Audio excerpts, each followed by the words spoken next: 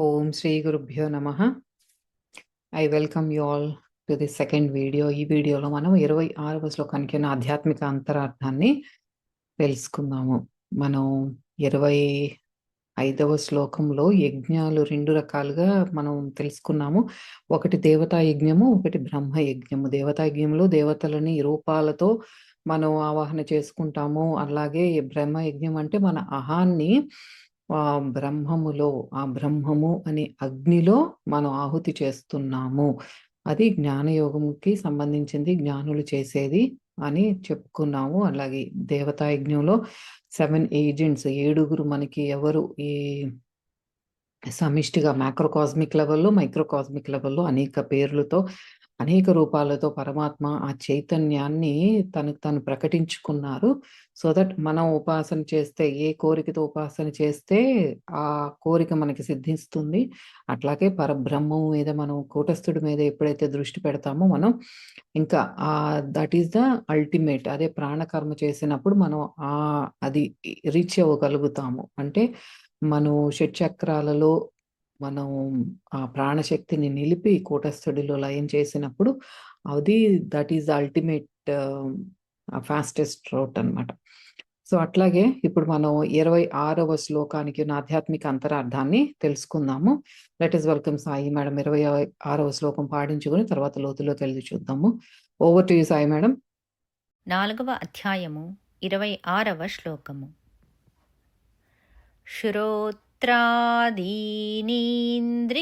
శ్రోత్రాదీనీంద్రియాణ్యన్యే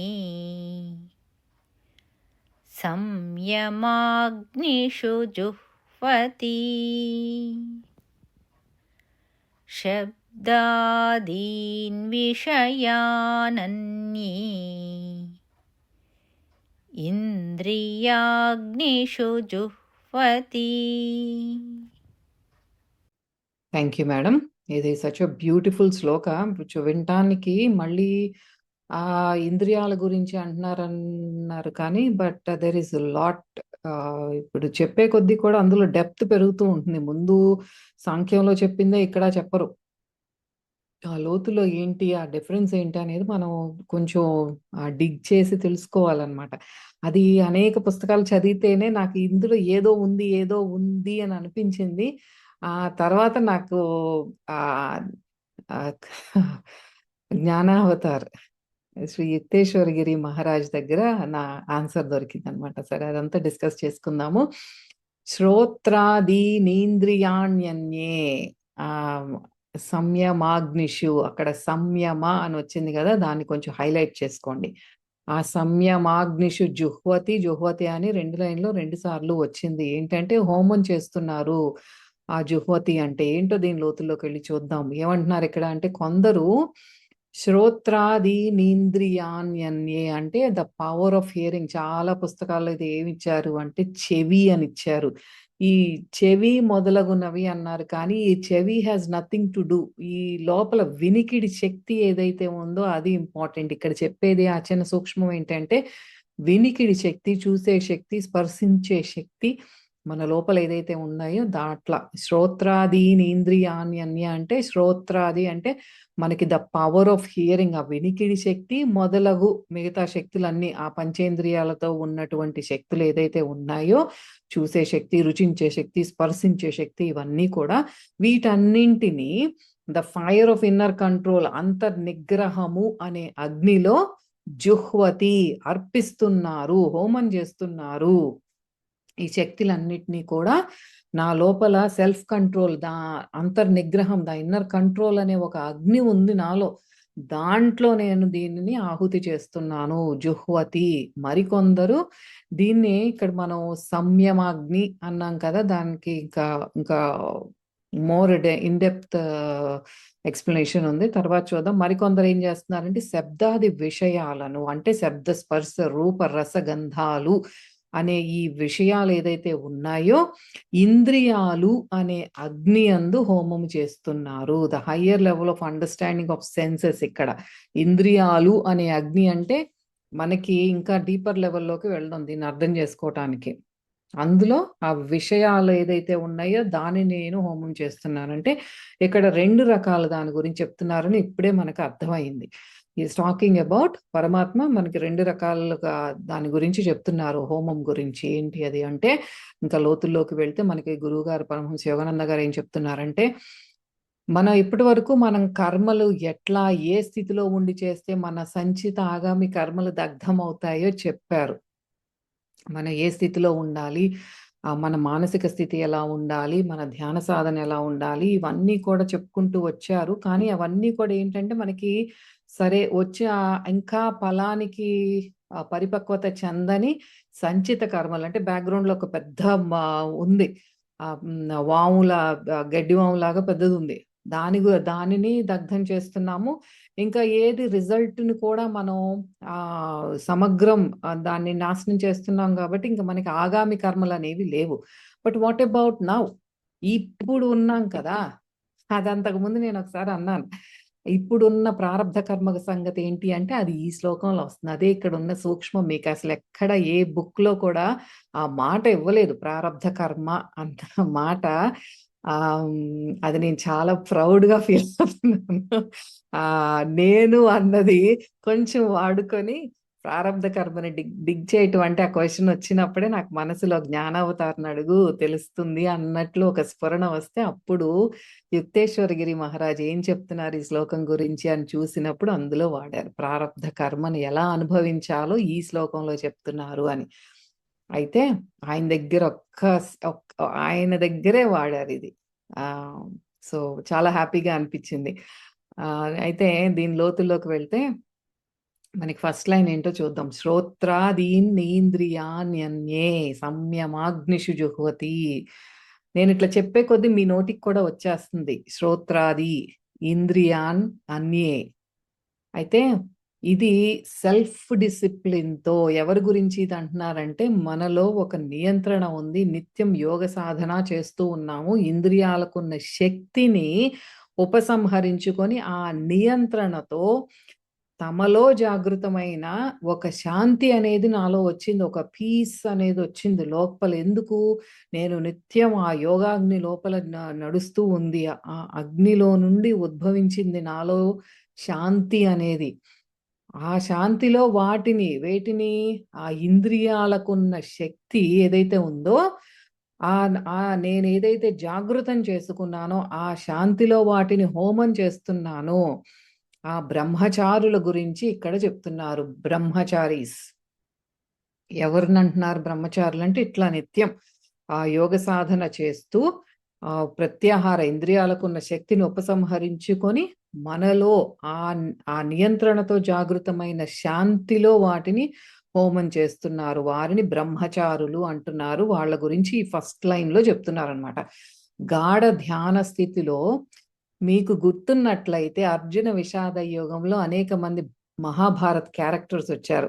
question లాగా అడుగుదాం అనుకున్నాను. వద్దులే ఎందుకు మిమ్మల్ని విసిగించటం. కానీ అక్కడ సంయమ మనకి పతంజలి యోగ సూత్రాలు 4, 5, 6 శ్లోకాలలో ఈ ఎంతో మంది భారతంలో ఉన్న క్యారెక్టర్స్ గురించి వచ్చినాయి. అందులో ఒకడు అభిమన్యుడు.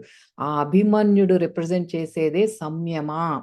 సంయమ అంటే ఏంటి అంటే పతంజలి యోగ సూత్రాలలో ధారణ, ధ్యాన, సమాధి ఈ మూడిటిని కలిపి సంయమ అంటారు. ఈ సంయమ ద్వారా తన మీద తాను ఆధిపత్యాన్ని సాధించి ఇంద్రియాలతో జరుగుతున్న ఈ టగ్ ఆఫ్ వార్ ఏదైతే ఉందో ఆ మైండ్ని ఇంద్రియాల నుండి మనకి ఆ మనసులోనే కదా ఇదంతా జరిగేది. వార్ జరుగుతూ ఉంటుంది అనమాట. అప్పుడు ఆ మనసుని ఇంద్రియాల నుండి మనం విడుదల చేస్తున్నాం, ఫ్రీ చేసేస్తున్నాము.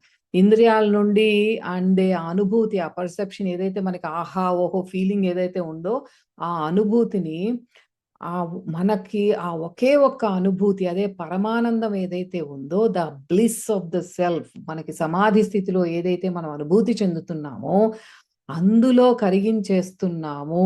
ఎవరు ఇట్లా చేసేదంటే బ్రహ్మచారి. అది ఆ సాధన మనకి అట్లా ఉండాలన్నమాట. ఆ ఇంద్రియాల వైపు వెళ్లకుండా మనస్సుని మనలో జాగృతం చేసుకున్న ఆ బ్లిస్ ఆఫ్ సెల్ఫ్ దాంట్లో మనం ఆ పరమానందంలో లయం చేస్తున్నాము. ఇక్కడ మరి రెండవ లైన్లో ఏం చెప్పారంటే శబ్దాదీన్ విషయాన్ అన్య ఇంద్రియాగ్నిషు జుహ్వతి.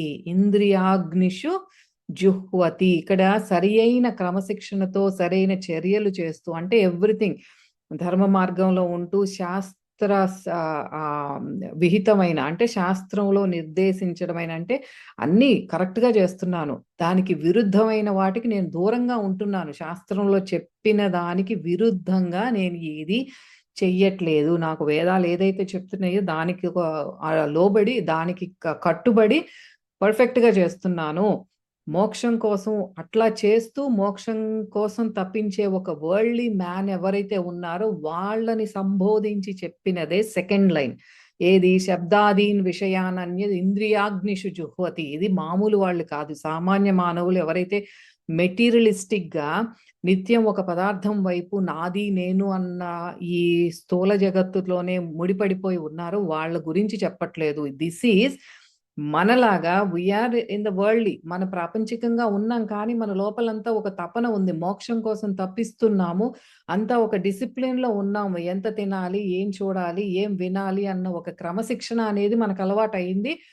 అందుకే మనకి శాస్త్ర విరుద్ధమైనవి ఏవి ధర్మం కానిది అని జోటికి మనం వెళ్ళట్లేదు. ఒకళ్ళు మోసం చేయటం కానీ, ఒకళ్ళ మీద ఆ ప్రతీకార దృష్టి కానీ, ఏదైనప్పటికీ కూడా వాటన్నిటికీ దూరంగా ఉన్న అటువంటి వరల్డ్లీ మ్యాన్ గురించి ఇక్కడ మాట్లాడుతున్నారు, నాట్ మెటీరియలిస్టిక్ మ్యాన్. అయితే వీరు ఇటువంటి వారు ఇంద్రియాల ప్రలోభాలతో వెళ్ళే ఈ మెటీరియలిస్టిక్ మ్యాన్ కి చాలా భిన్నము. అతిగా తినడం, ఏది పడితే అది వినడం, చూడడం అనేది ఉండదన్నమాట. వీళ్ళు చాలా పర్ఫెక్ట్ లైఫ్ స్టైల్లో ఉంటారు. ఇక్కడ ఇంద్రియ బానిసత్వం అనేది ఉండదు. బుద్ధి విచక్షణ అనేది పరిపక్వత చెంది, అంటే ఇది ఆత్మచేత నిదానంగా దాని చేతిలోకి వచ్చేస్తోంది బుద్ధి అనేది. దాని చేత నియంత్రించబడిన ఇప్పుడు ఇంద్రియాలకి, ఆ ఇంద్రియాలకున్న శక్తిలో ఈ ఇంద్రియ విషయాలను మనం హోమం చేస్తున్నాము. ఈ శబ్ద స్పర్శ రూప రసగంధాలు ఏదైతే ఉన్నాయో దానిని, అంటే ఇప్పుడు మనం ఒక ఆబ్జెక్ట్ ని తీసుకున్న, ఒక పువ్వుని ఏదైనా తీసుకున్నామంటే దాంట్లో శబ్ద స్పర్శ రూప రసగంధాలు అన్నీ ఉంటాయి, ఈ పంచ తన్మాత్రలు. అయితే ఈ ఇంద్రియాగ్నిషు జుహ్వతి అంటే ఆ ఇంద్రియాలకున్న శక్తిలో ఈ ఇంద్రియ విషయాలను హోమం చేస్తున్నాడు. అంటే దానికి తను అటాచ్ అవ్వట్లేదు, ఆ పువ్వులో ఉన్న స్పర్శకి అటాచ్ అవ్వట్లేదు, ఆ వాసనకి అటాచ్ అవ్వట్లేదు, దాని రూపానికి అటాచ్ అవ్వట్లేదు. అందులో ఆ ఇంద్రియ విషయాలు తనలో ఉన్న ఆ శక్తిలో తను లయం చేస్తున్నాడు. అది అక్కడ అర్థం చేసుకోవాల్సింది. అంటే హీఈస్ నాట్, కనిపించిన ఒక అద్భుతంగా ఉన్నా దాని వైపుకి వెళ్ళి ఓ ఆహా ఓహో అనుకుంటూ దాని వైపు మనసు వెళ్ళనివ్వట్లేదు. అది అక్కడ అర్థం చేసుకోవాల్సింది. ఇప్పుడు ఫస్ట్ లైన్ ఏంటి అంటే మనకి చెప్పింది మెడిటేషన్, సమాధి గురించి చెప్తున్నారు అక్కడ. మనకు ఆల్రెడీ చెప్పుకున్నాం కదా, సంయమ అని వచ్చిందంటే అక్కడ సమాధి స్థితి గురించి, మన ధ్యానం గురించి చెప్తున్నారు. పతంజలి యోగ సూత్రాల్లో చెప్పినట్టు కొంచెం ఎక్స్ప్లెనేషన్ దీనికి ఇవ్వాలంటే అక్కడ సబీజ నిర్బీజ సమాధి అని ఉంటాం. సబీజ అంటే బీజ, విత్ సీడ్. ఏంటా సీడు? సంస్కారాలను అనే ఆ బీజాలు ఇంకా మనలో ఉన్నాయి. అది సంప్రజ్ఞాత సమాధి అంటారు దాంట్లో మనకి యోగ సూత్రాల్లో. సబీజ సమాధి, సంప్రజ్ఞాత సమాధి అంటే ఒకటే. తర్వాత దానికి అతీతమైనది ఏంటి అంటే నిర్బీజ సమాధి, అంటే సీడ్లెస్, ఇంకా అన్ని కూడా సంస్కారాలు అన్ని కూడా జీరో అయిపోయినాయి అన్ని. దానినే అసంప్రజ్ఞాత సమాధి అంటాం. ఈ సబీజ నిర్బీజ సవికల్ప నిర్వికల్ప సమాధి ఇవన్నీ ఏంటి అంటే, సబీజ అంటే నువ్వు చేస్తున్న మెడిటేషన్, ధారణ ధ్యాన సమాధి, ఈ సమాధి స్థితుల్లో ఉన్న రకరకాల పేర్లు ఇవి. ఏంటి? సమాధి స్థితికి చేరుకున్నప్పటికీ కూడా ఇప్పుడు ఈ సబీజ సమాధి ఆర్ సంప్రజ్ఞాత సమాధి అంటే ఏంటి అంటే, ఈ ద్వంద్వత్వాలు ఉన్నాయి ఇంకా తనలో. సమాధి స్థితికి చేరుకుంటున్నాడు, ఆ బ్లిస్ ని ఎక్స్పీరియన్స్ చేస్తున్నాడు, కానీ ఈ త్రిపుటి ఏదైతే ఉందో, నేను ధ్యానం చేస్తున్నాను, ధ్యానాన్ని ఒక రూపం మీద కానీ దేని మీదైనా ఒక కాంతి మీద కానీ నేను దృష్టి పెట్టాను, ఆ ధ్యానం అనే ప్రక్రియ కానీ ఇవన్నీ కూడా ఉన్నాయి. ఈ త్రిపుటి ఇంకా ఉంది, అది డిజాల్వ్ అవ్వలేదు. నేను చేస్తున్నాను అన్న భావన ఉంది, ద్వంద్వత్వము ఉంది. ఈ సబీజ సమాధిలో ఉన్నవాళ్ళు ఈ మనకి బాహ్య వ్యవహారాలు అంటే మనకి బయటకు వెళ్ళి పని చేసుకోవాలి అన్నప్పుడు ఏకత్వ స్థితిలో ఉండరు. వాళ్ళలో ఇంకా ద్వంద్వత్వము అనే బీజం ఇంకా ఉంది. But they are about to reach, అన్నిటికీ కూడా కొంచెం ఆ సమాధి స్థితిలోకి వెళ్తున్నారు, ఎక్స్పీరియన్స్ చేస్తున్నారు ఇవన్నీ. అందులో కూడా మళ్ళీ వెరైటీస్ ఉంటాయి. ఆ సవితర్క, సవిచార, సనంద, అస్మిత, ఇలా 4 రకాల సబీజ సంప్రజ్ఞాత సమాధిలో మళ్ళీ డివిజన్స్ ఉన్నాయి. ఏం లేదు అంటే మనం రీచ్ అయ్యే కొద్దీ ఒక్కొక్క లెవెల్స్ ఆఫ్ మనకు అండర్స్టాండింగ్ అనేది పెరుగుతూ వస్తూ ఉంటుంది. అది సంప్రజ్ఞాత సమాధి. బాటమ్ లైన్ ఈజ్ వీళ్ళల్లో ఇంకా ద్వంద్వత్వము అనేది ఉంటుంది. పూర్తిగా ఏకత్వ స్థితికి రీచ్ అవ్వలేదు వీళ్ళు. అందుకే ఆ సీడ్స్ ఉన్నాయి. మనకి సీడ్లెస్ వాటర్ మెలన్, సీడ్ ఉన్న వాటర్ మెలన్ లాగా వీళ్ళల్లో ఇంకా బీజాలు, సంస్కారాలు ఇంకా ఉన్నాయి. నెక్స్ట్ వచ్చేసి నిర్బీజ సమాధి అంటే సీడ్లెస్. మనకి ఒక పుచ్చకాయని తీసుకుంటే లోపల అన్ని సీడ్స్ ఉంటే అది సంప్రజ్ఞాత సమాధి. సీడ్లెస్ తీసుకుని ఏమి సీడ్స్ లేవు, అన్ని బర్న్ అవుట్ అయిపోయినాయి అంటే అది అసంప్రజ్ఞాత సమాధి. అదే నిర్వికల్ప సమాధి స్థితి ఏంటంటే ఇంకా సంస్కారాలు అనేవి ఏమీ లేవు, వాళ్ళు ఏకత్వ స్థితిలో ఉన్నారు. అదే ఈ రెండిటికి ఉన్న తేడా అన్నమాట. అయితే ఇప్పుడు ఈ సెకండ్ లైన్ లో సమాధి నుండి బయటికి వచ్చి అది మనకి సంయమ అని చెప్పారు. ఆ సంయమములు అనే బహువచనం, ఆ ప్లూరల్ ఫామ్ వాడారు. అందుకే ఇది ఎక్స్ప్లెనేషన్ ఇవ్వాల్సి వచ్చింది. ఎందుకంటే ఆ సమాధి స్థితుల్లో కూడా ఇంకా రకాలు ఉన్నాయి. ఆ స్టేజెస్ లో అనేక మంది యోగులు వాళ్ళ ధ్యాన స్థితులు కానీ ఉన్నాయి కాబట్టి ఆ సంయమములు అన్న ఒక ప్లూరల్ ఫామ్ అక్కడ వాడారు. ఎందుకు వాడారు అన్నదానికి ఎక్స్ప్లెనేషన్ ఈ సమాధి స్థితుల్లో ఉన్న ఈ రకరకాల స్టేజెస్ అన్నమాట. అందుకే సంయమములు అని అక్కడ మనం తీసుకోవాల్సింది. అయితే ఈ సెకండ్ లైన్ లో సమాధి నుండి ఇప్పుడు సరే నేను మెడిటేషన్ చేశాను, సమాధి స్థితికి వెళ్ళాను, వెళ్ళిన తర్వాత ఇంకా నేను డే టైమ్ యాక్టివిటీస్ చేసుకోవాలి. కళ్ళు తెరిచాను, నా బాహ్య ప్రపంచంలో ప్రాపంచికంగా నేను జాబ్కి వెళ్ళాలి, ఇవన్నీ చేసుకోవాలి. అయితే సమాధి నుండి బహిర్ముఖమైన ఈ యోగి బయటికి వచ్చి తన నియంత్రణలో ఇంద్రియాలను పెట్టుకోవడము అనేది సెకండ్ లైన్ లో మనకి ఇంద్రియాగ్నిషు జుహ్వతి అని ఏదైతే చెప్పారో అది వీళ్ళకి సంబంధించినది. చక్కగా సాధన చేసుకుని మనం బయట ప్రపంచంలోకి వెళ్ళినప్పుడు ఇంద్రియాలను ఎలా నియంత్రించుకుంటారు, ఎట్లా తన కంట్రోల్లో పెట్టుకుంటారు అనేది వాళ్ళకి సంబంధించింది అనమాట. అయితే ఇక్కడ మనకి గృహస్థాశ్రమం గురించి చెప్పవలసిన అవసరం ఉంది. భగవద్గీతలో చెప్పే గృహస్థికి కానీ, ప్రాపంచికంగా మనం వాడుక భాషలో వాడుకునే గృహస్థికి కానీ ఇక్కడ చాలా తేడా ఉంది. అదేంటో తెలుసుకోవాలంటే ఇప్పుడు మనకి ఈ ఆశ్రమ ధర్మాలు, మనకి వేదిక్ ఇండియా, మనకి వేద శాస్త్రాల్లో చెప్పబడినటువంటి 4 ఆశ్రమ ధర్మాలు ఏదైతే ఉన్నాయో అవి మనం తెలుసుకోవాల్సిన అవసరం ఉంది. అది ఈ శ్లోకం ద్వారా పరమహంస యోగానంద గారు మనకి ఎక్స్ప్లెనేషన్ ఇస్తున్నారు. అయితే మనకి ఈ భూమి మీద ఒక ఎండ్ ఏమో అంతా క్రూరత్వం, ఎక్స్ట్రీమ్ అన్నమాట, టెర్రరిజం కానీ చంపుకోవటం, నరుక్కోవటం, వైలెన్స్, యుద్ధాలు ఇవన్నీ ఉంటే, ఇంకొక ఎక్స్ట్రీమ్లో ఏంటంటే గొప్ప గొప్ప గురువులు ఎంతో మనకి వాళ్ళ అసలు చూడటమే, ఒక మాట వింటమే మహద్భాగ్యం అనుకునే అంత గొప్ప పురుషులు, గురువులు ఉన్నారు, భగవత్ స్వరూపులు వాళ్ళు. ఇంత ఎక్స్ట్రీమ్ లో మధ్యలో మనం నలుగుతున్నాం, మనలాంటి సామాన్య మానవులు. మొత్తం ఎక్కువ మంది జనాభా ఉన్నది ఈ మధ్యలో అన్నమాట. ఈ ఎక్స్ట్రీమ్స్ లో చాలా కొద్ది మందే ఉంటారు. మనమంతా కూడా ఈ మధ్యలో ఉన్నవాళ్ళం. వీళ్ళు క్రూరులు కాదు, గొప్పవాళ్ళు కాదు. చాలా మంది ఎటువంటి ఆధ్యాత్మిక జ్ఞానం కానీ, భగవంతుడు, కర్మ సిద్ధాంతం ఇవేమీ తెలియకుండానే ఏదో తింటున్నాం, ఏదో తాగుతున్నాం, నిద్రపోతున్నాం, సంతానోత్పత్తి ఇవన్నీ జరుగుతాయి. చివరికి అట్లాగే చచ్చిపోతారు, ఏమీ ఉండదు. ఇప్పుడు మనకి ఇంటికి పని చేసే వాళ్ళు కానీ, రిక్షా తొక్కుకునే వాళ్ళు కానీ, వాళ్ళ దగ్గరికి వెళ్ళి పరమాత్మ నీకు కర్మ సిద్ధాంతం తెలుసా అంటే వాళ్ళకి పాపం ఏం తెలియదు. ఏ రోజుకి ఆ రోజు ఏదో పని చేసుకుంటారు, డబ్బులు వస్తాయి, తింటారు, ఇంకా వ్యసనాలకు లోనవటం, తాగటం, ఈ తర్వాత అట్లాగే చనిపోవటం. వీళ్ళకి ఆ భగవంతుడు అన్న ధ్యాస కానీ ఇవన్నీ ఏమీ తెలియదు. అట్లాగే చాలా మంది పాపులేషన్ ఆ కోవకు చెందిన వాళ్ళు ఉంటారనమాట.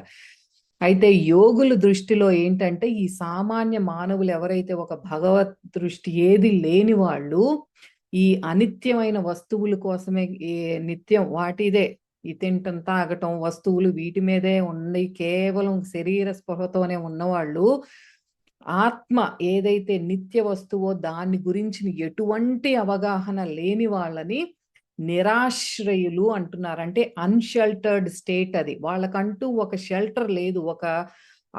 ఆ సెక్యూరిటీ లేదు వాళ్ళకి.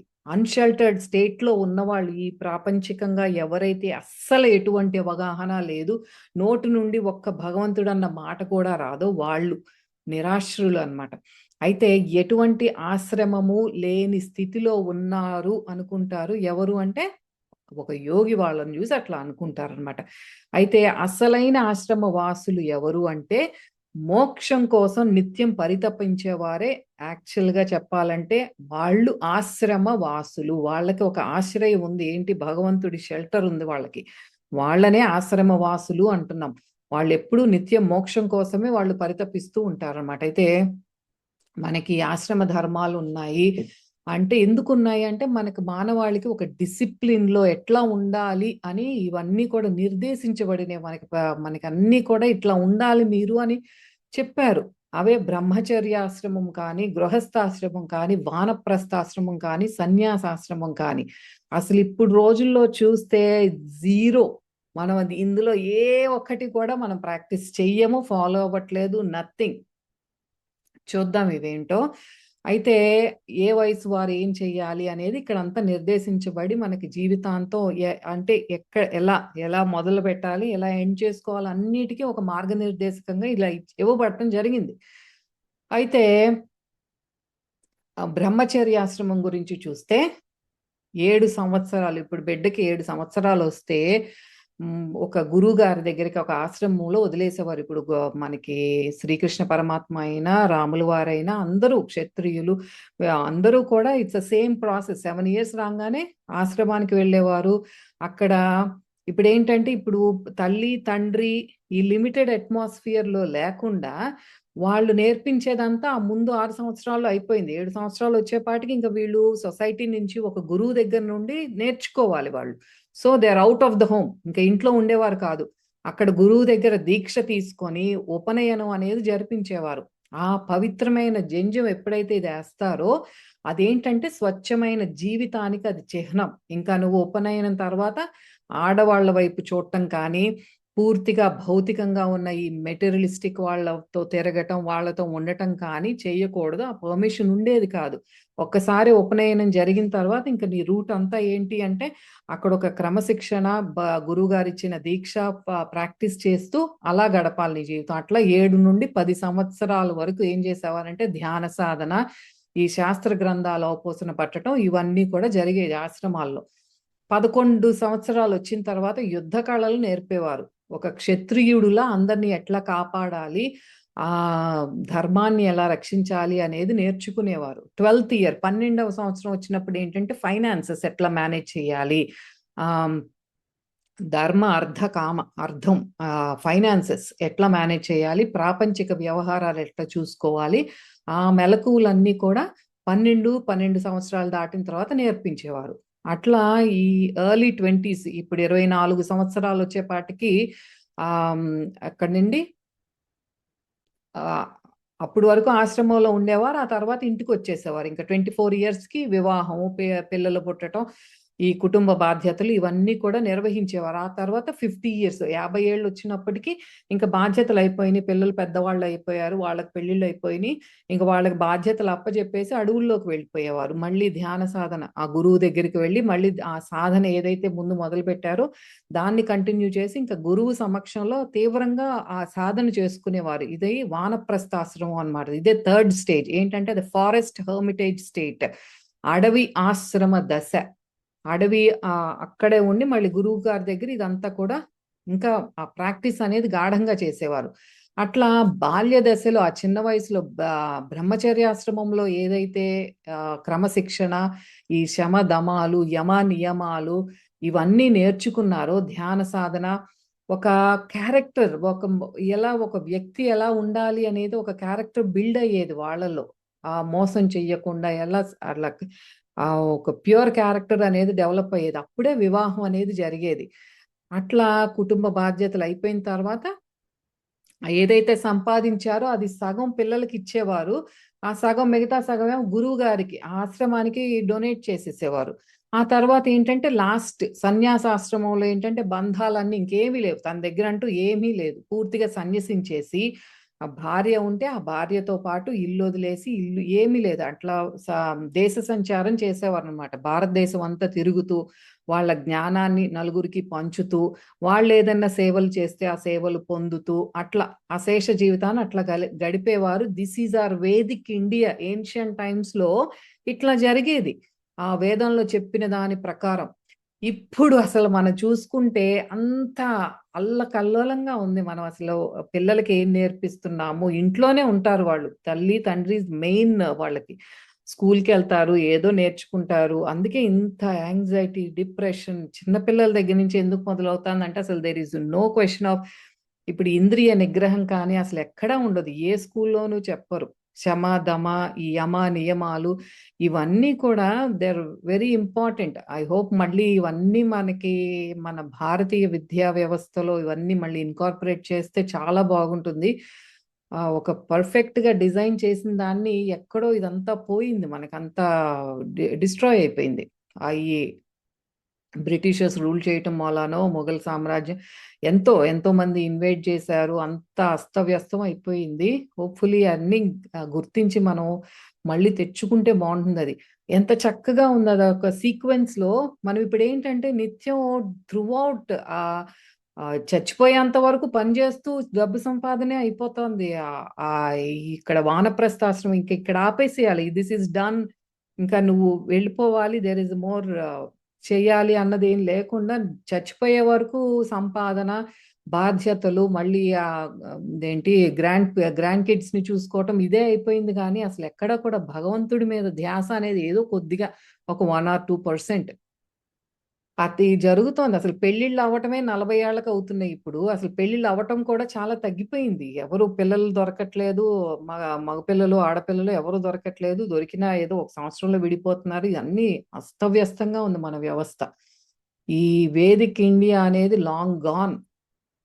అయితే ఈ స్టేజెస్ కొంచెం భిన్నంగా ఉన్నప్పటికీ కూడా ఇప్పటికీ కొంతమంది మహనీయులు ఏంటంటే మహావతార్ బాబాజీ కానీ, జీసస్ కానీ, ఇప్పుడు మనకి రమణ భగవాన్లు కానీ, ఇలాంటి వాళ్ళు ఇట్లా మెథాడికల్ గా ఒకదాని బ్రహ్మచర్యాశ్రమము, తర్వాత ఈ గృహస్థాశ్రమము, వానప్రస్థాశ్రమం ఇలా కాకుండా ఇవన్నీ కూడా వాళ్ళకి టైం వేస్ట్ అనుకునే వాళ్ళు ఏంటంటే బ్రహ్మచర్యాశ్రమం, సన్యాసం అంతే. ఆ చివరి వరకు ఆశ్రమంలోనే ఉండి తమని తాము ఉద్ధరించుకొని ఇంకా వాళ్ళకి అంటే ఆత్మ సాక్షాత్కారాన్ని పొంది ఎంతో మందికి ఆ మార్గాన్ని సూచించి ఎంతో మందిని వాళ్ళు ముక్తిని ప్రసాదించారనమాట. అది గొప్ప గొప్ప వాళ్ళు ఉండి చేసింది ఏంటంటే బాబాజీ కానీ, జీసస్ కానీ, రమణులు కానీ వీళ్ళందరూ చేసింది అది. వాళ్ళేమి ఇంకా సంసార జీవితంలోకి ఈ ఈ పాత్లోకి రాలా. ఇంకా ఫ్యామిలీ బిజినెస్ ఏదైతే ఉందో పూర్తిగా ఎలిమినేట్ చేసేసారు వీళ్ళు. ఆ మధ్యలో గృహస్థాశ్రమాన్ని, వానప్రస్థాశ్రమాన్ని. అయితే గృహస్థుగా నేర్చుకోవాల్సినవి అన్న వాళ్ళకి వీళ్ళకి ఏంటంటే మనకి ఆ కర్మలు, కర్మబంధాలు ఇవన్నీ ఉన్నాయి. వాళ్ళ వైపు నుంచి చూస్తే ఇవన్నీ కూడా అంటే ఇవన్నీ మనకి నేర్చుకోవటానికి తెచ్చుకున్నాం. మన ఫ్యామిలీ రెస్పాన్సిబిలిటీస్ వీటిలో మనం నేర్చుకుంటున్నాం. ఇవి వాళ్ళకేంటంటే ఎల్‌కేజీ లెసన్స్ లాగా ఉంటాయి. ఇవన్నీ వాళ్ళకి ఎప్పుడో ఏం మీ మొహాలు పిచ్చి మొహాలు అన్నట్టు చూస్తారు మన వైపు. ఏంటో వింటారు, మనసులో పెట్టుకుంటారు. నేను బాధపడుతున్నా, ఆళ్ళన్నారు, వీళ్ళన్నారు. ఇవన్నీ కూడా చాలా ప్రిలిమినరీ చిన్నపిల్లల ఆటలాగా, ఒక ఎల్‌కేజీ లెసన్స్ లాగా ఉంటాయి బాబాజీ లాంటి వాళ్ళకి. మనమేమో అందులోనే డొల్లుతూ కొట్టుకుంటా ఉంటాం నిత్యం. అయితే ఇప్పుడు మోడర్న్ మ్యాన్ మన దగ్గరికొచ్చేద్దాం. మనకి ముందు చదువు, సంపాదన, ఫ్యామిలీ లైఫ్, ఆ తర్వాత ఎప్పుడో భగవంతుడు గుర్తొస్తే ఆయన చింతన అనే ఆ మైండ్ సెట్ ఏదైతే మనకుందో అది చాలా తప్పు అని చెప్తున్నారు. మనకి చిన్నప్పటి నుండి యమ నియమాలు, శమ దమ ఈ ప్రాపర్ ట్రైనింగ్ అనేది లేదు కాబట్టి మనం ఇంద్రియాలకి బానిసలైపోయాము. మనకి ఏమీ తెలీదు. ఎట్లా మన మైండ్ కంట్రోల్ లోపల అంతర్నిగ్రహం ఎలా ఉండాలి, బాహ్య నిగ్రహం ఎలా ఉండాలి అనేది ఎక్కడా ఏ బుక్స్ లోనూ టీచ్ చెయ్యరు. కాబట్టి మనం ఇంద్రియ బానిసత్వం చేస్తున్నాం. మనం అందరం ఇంద్రియాల కంట్రోల్లో ఉంచుకుంటే అసలు బయట ఏ బిజినెస్ నడవదు ఫస్ట్ ఆఫ్ ఆల్. అందరూ చక్కగా ఆరోగ్యంగా ఉన్నారంటే ఫార్మసీ ఇండస్ట్రీ ఉండదు, ఇన్సూరెన్స్లు ఉండవు, ఇన్సూరెన్స్ కంపెనీలు ఉండవు, హాస్పిటల్స్ అన్నీ పోతాయి. మన ఇంద్రియ నిగ్రహం ఉన్నాయంటే ఇప్పుడు ఈ ఏదైతే మనం కొనుక్కుంటున్నామో వెళ్ళి వస్తువులు, ఆ బిజినెస్లన్నీ క్లోజ్ అయిపోతాయి. అవన్నీ అలా పుష్కలంగా ఉండాలంటే మనం ఇంద్రియ బానిసత్వం చెయ్యాలి మరి. We are have to do sense slavery. అదే మనం ఇప్పుడు చేస్తున్నది. ఇట్లా గృహస్థ అయ్యాక తలకు మించిన బాధ్యతలు నిత్యం ఇక డాలర్ వెనకే పరిగెత్తడం, రూపాయి వెనకే పరిగెత్తడం. భగవంతుణ్ణి తలుచుకుని ఒక చిన్న ప్రార్థన చేసే టైం కూడా ఎవరికి లేదు మీకు. ఇంకా హోల్ హార్టెడ్గా భగవంతుణ్ణి నేను అన్వేషించాలి, నేను మోక్షాన్ని ప్రాప్తింపజేసుకోవాలి అనేది అసలు out of question. This is about modern man. మన గురించి చెప్తున్నారు. గురుగారు భలే తిడతారు. ఆ చెప్తూనే మధ్య మధ్యలో చొరకలు అంటిస్తూ ఉంటారు. అంటే పాలు పాలు తీసుకున్నాం, అవి నీటి మీద ఏం తేలవు, పాలు నీళ్లు కలిసిపోయి ఉంటాయి.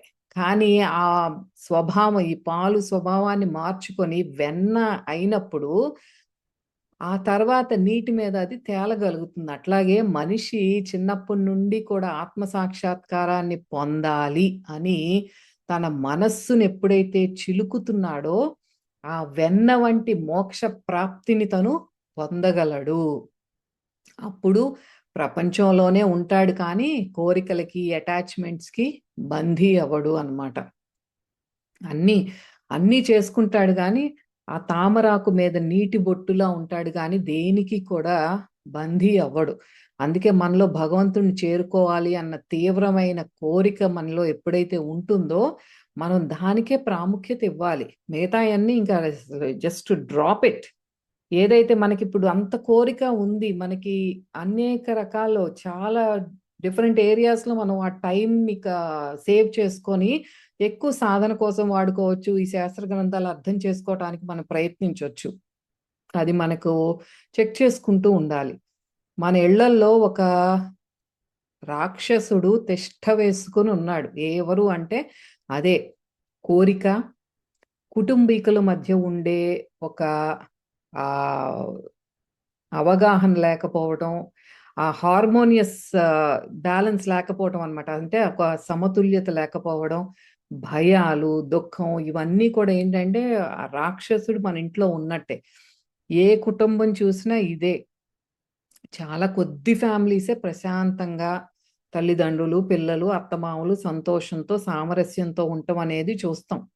అంటే మనం ఎంత పెద్ద ప్యాలెస్‌లో, ఎంత పెద్ద బిల్డింగ్ కట్టుకుని ఉన్నా, మన జీవితంలో భగవంతుడు లేనప్పుడు దుఃఖం అనేది తప్పదు. You are ought to face that misery. ఆ దుఃఖం అనేది తప్పదు భగవంతుడు మన లైఫ్‌లో లేనప్పుడు. కానీ భగవంతుడే అంతా అనుకునే వాళ్ళు ప్రపంచంలో ఉన్నా, అడవిలో ఉన్నా అది స్వర్గం లాగానే ఉంటుంది. అదే మనం గుర్తుపెట్టుకోవాల్సింది. మనం ఎప్పుడూ నిత్యం భగవంతుడి ధ్యాసలో ఉన్నప్పుడు ఆ ప్లేస్‌తో పని లేదు. నువ్వు ఈరోజు ఒక ప్యాలెస్‌లో ఉండొచ్చు, రేపు అడవిలో ఉండొచ్చు, అసలు నీకు అసలు ఆహారమే లేకపోవచ్చు. కానీ నిత్యం ఒక స్వర్గంలో ఉన్నట్టే ఉంటుంది. అదే భగవంతుడి ఆశ్రమం. ఆ షెల్టర్ అంటే అది. అందుకే అది లేని వాళ్ళు ఎప్పుడు దుఃఖంలో ఉంటారు. అంటే ఆశ్రమం వాళ్ళకి లేరు. నిరాశ్రయులు వాళ్ళు.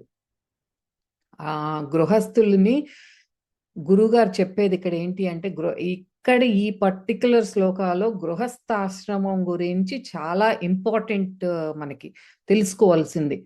గృహస్థు ఆశ్రమం. ఇక్కడ గురువుగారు యోగానంద గారు చెప్పేది ఏంటంటే మనకే ఇంద్రియ బానిసత్వం మీరు చెయ్యొద్దు. పెళ్లి ఏదైతే ఉందో అది సెక్స్‌కి లైసెన్స్ ఇచ్చినట్టు భావించి ఓవర్ ఇండల్జెన్స్ దాంట్లో సెక్స్‌లోకి లైఫ్‌లో అదే ఇంపార్టెంట్ అన్నట్టు వెళ్ళొద్దు. కామాన్ని మీరు అధిగమించండి. ఒకళ్ళ మీద ఒకళ్ళు అరుసుకోవడం, అత్యాశకు పోవడం ఇవన్నీ చేస్తున్నారు. అంటే భార్యకి ఒక పెద్ద డైమండ్ నెక్లెస్ కావాలి అంటే భర్త ఎళ్లి చచ్చినట్టు గొడ్డులాగా పని చేయటం, లేపోతే ఈవిడ గట్టి గట్టిగా అరుపులు అరవటం, లేతే భర్తకేదో కావాలని మళ్ళీ ఈవిడ మీద వచ్చి అరవటం. ఇటువంటి లైఫ్‌ని మీరు లీడ్ చేయొద్దు. అత్యాశకు పోవద్దు. ఇవన్నీ చేస్తున్నారు అంటే మీకు అసలు జీవితం మీద ఒక అవగాహనే లేదు అని అర్థం. అందుకే డివోర్స్ రేట్ అనేది అంతగా పెరిగిపోతోంది అంటే ఆ సంయమాగ్ని మీలో లేదు. ఆ సంయమమే లేదు మీలో. అదే చెప్తున్నారు ఇక్కడ గురువుగారు. ఆ ఇంద్రియ బానిసత్వం చేయొద్దు. మీరు పెళ్లి చేసుకున్నది మీ ఎమోషన్స్ ని రిలీజ్ చేయటానికి, మీ సెక్స్ కోరికలన్నీ తీర్చుకోవటానికి పెళ్లి లేదు. భార్యాభర్తలు అందుకు కాదు ఉంది. ఒకళ్ళ మీద ఒకళ్ళు గిన్నెలు గిరాటేసుకోవటానికి, అరుచుకోవటానికి, ఆర్గ్యూ చేసుకోవటానికి కాదు. గుర్తుపెట్టుకోండి, గృహస్థాశ్రమము అనేది చాలా కీలకమైనది. సరైన ఇంద్రియ నిగ్రహంతో ఉన్న గృహస్థుల గురించే ఇక్కడ 26వ శ్లోకంలో చెప్పబడింది. ఆ తర్వాతే వానప్రస్థాశ్రమం. సరిగ్గా చేయగలరు. మనకి ఈ గృహస్థాశ్రమం పర్ఫెక్ట్ గా ఉన్నప్పుడే ఆ నెక్స్ట్ లెవెల్ వానప్రస్థాశ్రమం సరిగ్గా ఉంటుంది. కుటుంబ బాధ్యతలన్నీ పిల్లలకు వదిలేసి ఇదేంటి ఆ ఆ తర్వాత మనకి భగవదాన్వేషణ, మనకి పిలిగ్రిమేజ్కి వెళ్ళొచ్చు, లేకపోతే ఆశ్రమాలకు వెళ్ళొచ్చు, ఈ పుణ్యక్షేత్రాలు దర్శించడం, ఇవన్నీ ఏదైనా సరే ఆ సన్యాసాశ్రమం తర్వాత వస్తుంది. ముక్తిని ఇంకా గాఢంగా మనం ఏదైతే పట్టుకుని ఉన్నామో అన్ని వదిలేసి సన్యసించేసి కేవలం భగవంతుడే. ఇవన్నీ సరిగ్గా జరగాలి అంటే గృహస్థాశ్రమం చాలా కీలకమైనది. ఈ శ్లోకం స్పెసిఫిక్ గా మరి మన కోసమే చెప్పింది. ఎవరు ఏ పరిస్థితిలో ఉన్నా ఈ ఇంద్రియాగ్నిషు జుహ్వతి, ఇంద్రియాలను భగవదార్పణం చెయ్యొచ్చు. అందులో ఎటువంటి మీరేమి డౌట్స్ పెట్టుకోక్కర్లేదు, కారణాలు వెతుక్కోక్కర్లేదు. మీరు ఏ పరిస్థితిలో అయినా ఉన్నారు, మీరు చాలా కష్ట పరిస్థితిలో ఉన్నారు, బానే ఉన్నారు, ఎటువంటి సర్కమ్స్టాన్సెస్ అయినా సరే ఈ ఇంద్రియాలను భగవదార్పణం చెయ్యొచ్చు.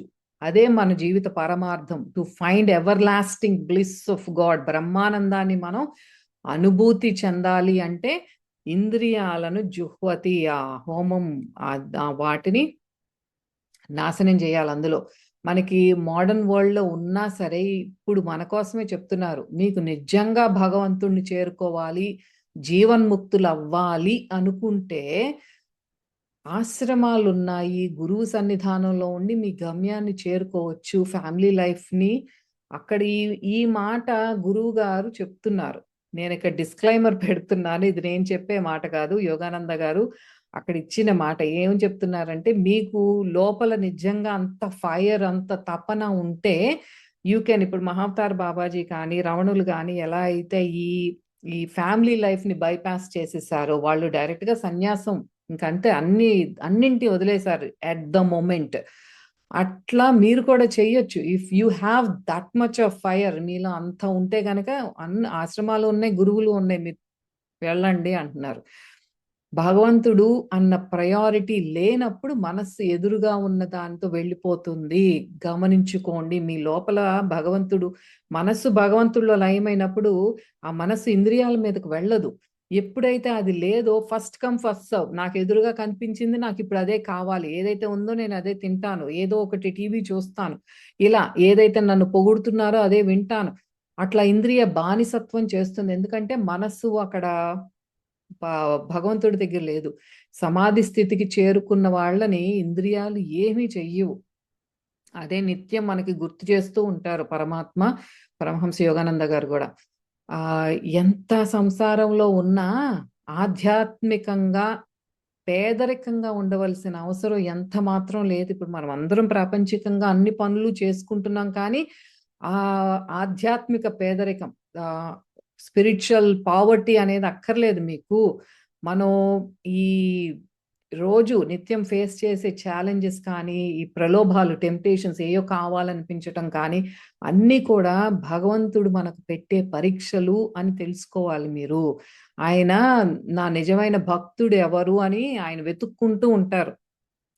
వీడు నేను ఇచ్చే గిఫ్ట్స్ కోసం చూసుకుంటున్నాడా, లేకపోతే నన్నే నిజంగా కోరుకుంటున్నాడా? నేను ఏడుకొండల స్వామిని నేను నీకు ఏదో ఒకటి చేపిస్తాను, నీకు ఇంత డబ్బులు డొనేట్ చేస్తాను, నాకు నాకు ఈ జాబ్ తెప్పించవా అని ఇట్లా నా గిఫ్ట్స్ కోసం చూసుకుంటున్నాడా? అసలు వీడి మనసులో నిజంగానే నన్ను ప్యూర్ గా తలుచుకుంటున్నాడా అని ఆ పరీక్ష పెట్టడానికి అనేక రకాలుగా మనకి ప్రలోభాలకు లోన్ చేయటం కానీ, ఏదో ఒకటి మనకి ఎదురుగా టెంప్టేషన్స్ పెట్టడం కానీ జరుగుతూ ఉంటాయి.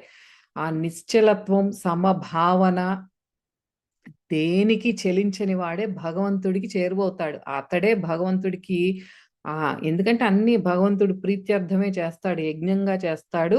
అతడే భగవంతుడికి దగ్గర అవుతాడు, అతనిలోనే భగవంతుడు ప్రకాశిస్తాడు. ఎందుకంటే మనసంతా క్లియర్ అయిపోయినప్పుడు మనం ప్రొజెక్ట్ చేసేదే ఆ కాంతి, ప్రేమ అంతా కూడా మనకి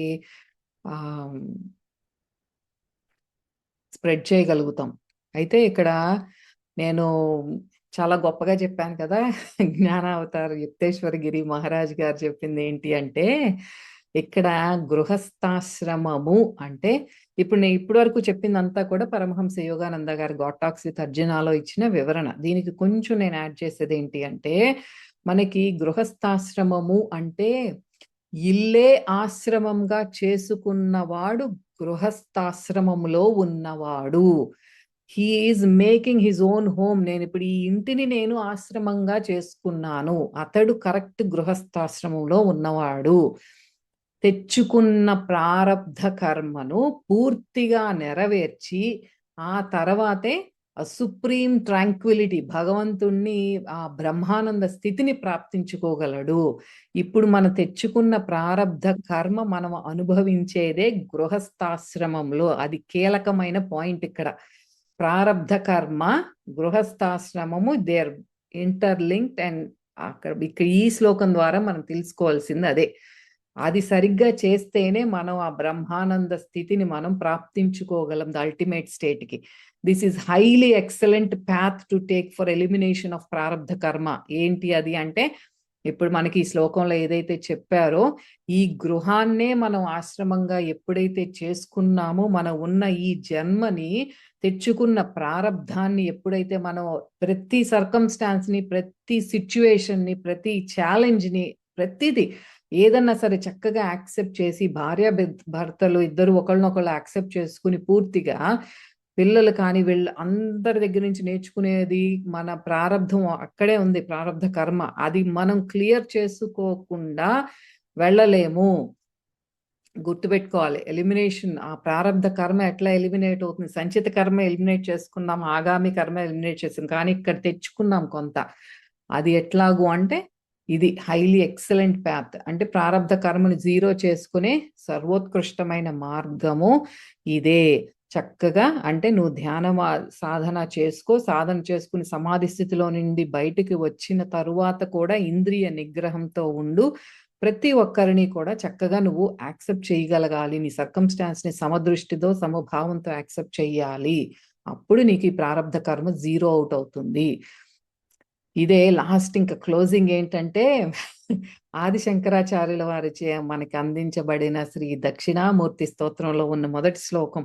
నేను ఇది అంతకు ముందు షేర్ చేశాను, ఇక్కడ కూడా మళ్ళీ ఒక్కసారి గుర్తు చేస్తున్నాను. విశ్వం దర్పణ దృశ్యమాన నగరీ తుల్యం నిజాంతర్గతం పశ్యన్నాత్మని మాయయా బహిరివోద్భూతం యదా నిద్రయా యస్ సాక్షాత్ కురుతే ప్రబోధ సమయే స్వాత్మానమేవాద్వయం తస్మై శ్రీ గురుమూర్తయే నమః శ్రీ దక్షిణామూర్తయే. అద్భుతమైన శ్లోకం ఇది. దీనికి ఇంటర్ రిలేటెడ్ ఏంటంటే, ఎవరైతే ఈ ప్రపంచాన్ని అద్దంలో కనిపించే ఒక నగరం వంటిది, దిస్ ఈజ్ జస్ట్ అది ఒక కనిపిస్తోంది అంటే అద్దం దానివల్ల ఏమి అద్దానికి ఏం ఎఫెక్ట్ అవ్వదు. అట్లాగే మనం మాయ చేత బయట కనిపిస్తున్నది అని భావించి జ్ఞానోదయం అయ్యాక అప్పుడు అద్వితీయమైన ఆత్మతత్వాన్ని తనయందే సాక్షాత్కారం చేసుకుంటాడో ఆ అజ్ఞానాన్ని తొలగించే గురు స్వరూపము శ్రీ దక్షిణామూర్తికి ప్రణామములు అని చెప్తోంది ఈ శ్లోకం. ఇదే నేను అంతకు ముందు మనకి తగ్గట్టు ఏంటి అంటే, గృహస్థాశ్రమంలో మనం ఇక్కడ ప్రారబ్ధ కర్మ ఏదైతే తెచ్చుకున్నామో దానికి ఆ తెచ్చుకున్న వారి ప్రతిరూపాలే మన ఇంట్లో కుటుంబ సభ్యులు కానీ, మనం ఎదుర్కొనే ఈ సమస్యలు కానీ ఏదైతే ఒక మానవ రూపంలో ఉన్నాయి, ఇవన్నీ కూడా దర్పణం పడుతున్నాయి, అద్దంలో కనిపిస్తున్నాయి. మన మనసు ముందు ఒక అద్దం పెడితే కనిపించే ఈ దృశ్యాలు వీళ్ళంతా అంటే మన మనసులో ఉన్న ఈ బీజాలు ఏదైతే ఉన్నాయో దానికి దర్పణం పడుతున్నారు. ఇదంతా మనకి కలలో కనిపించే దృశ్యాల్లాగా, అంటే మన కలలో ఉన్నంత వరకు అదే నిజంగా భావిస్తాం. ఇదంతా కూడా ఏదో జరుగుతూ ఉంటుంది, నాకు భయం వేస్తోంది, నాకు ఒక కోటీశ్వరుని అయిపోయాను, కలలో ఉన్నాను, ఇది కళ, ఇది మాయ అని ఎప్పుడు తెలుస్తుందంటే కలలో నుండి బయటకు వచ్చినప్పుడే తెలుస్తుంది, మళ్ళీ జాగృతంలోకి వచ్చినప్పుడు.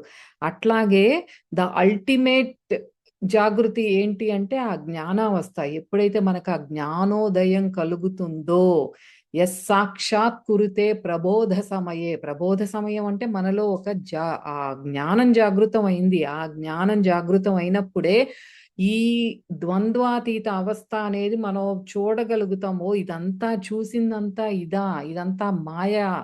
ఇదంతా నా రూపమే కదా! ఈ విశ్వం అంతా కూడా నేను తెచ్చుకున్న నా స్వరూపాలే కదా! అన్నది అప్పుడు మనకి ఆ ఆత్మతత్వం మనలో సాక్షాత్కరిస్తుంది. ఆ సాక్షాత్కరించుకోవటానికి, ఆ అజ్ఞానం తొలగించుకోవటానికి మనకి మార్గదర్శనం చూపించే గురు స్వరూపం శ్రీ దక్షిణామూర్తికి నా ప్రణామములు అని చెప్తోంది ఆ శ్లోకంలో. ఇది పర్ఫెక్ట్ మనకి గృహస్థాశ్రమానికి మనం ఈ మైండ్‌లో ఏదైతే పెట్టుకున్న సంస్కారాలకి ప్రతిరూపాలుగా వచ్చిన మన కుటుంబ సభ్యులతో మనం ఎప్పుడైతే సామరస్యంతో ఎటువంటి చివాకులు, అవాకులు లేకుండా అర్థం చేసుకొని ఏం నేర్చుకోవాలి నేను? ఈ సమస్య నుండి నేనేం నేర్చుకోవాలి? ఈ వ్యక్తి నుండి నేనేం నేర్చుకోవాలి అని ఎప్పుడైతే ఆ దృక్పథంతో ఉంటామో, ప్రారబ్ధ కర్మ అంతా కూడా చక్కగా మనం అనుభవించి జీరో ఔట్ చేసుకుంటున్నాము. దీంతో మనం ఈ 2 శ్లోకాలని ముగించుకొని వచ్చే వారం మళ్ళీ కలుద్దాం. అంతవరకు సెలవు. శ్రీకృష్ణార్పణమస్తు.